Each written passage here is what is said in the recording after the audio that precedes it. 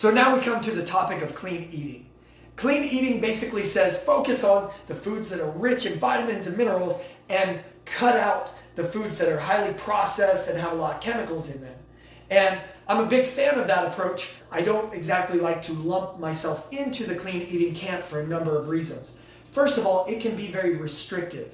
We really like to focus on being very inclusive. In other words, how can we crowd out the bad food by bringing in more of the good?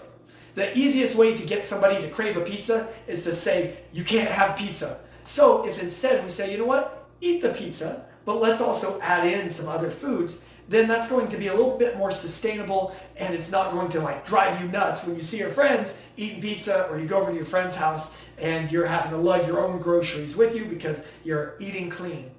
The other thing is it also tends to sort of demonize or raise food, put it on a pedestal.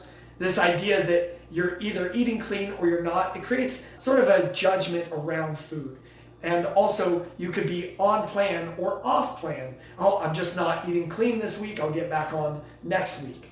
And then the third thing is that if you're really strict about clean eating, you can actually fall into some nutrient deficiencies depending on how strict. You can cut out so many foods that there are some foods that give you some important nutrients that you may miss out on. One final consideration is, what are your goals? Because if your goals are around an athletic performance or muscle gain, you might need a lot of calories, and it can be really hard to get all those calories from fruits and vegetables and more of that clean eating approach. And so sometimes it can be good to mix in some of these higher calorie foods that maybe can be looked at as junk foods in order to get the amount of calories that you need.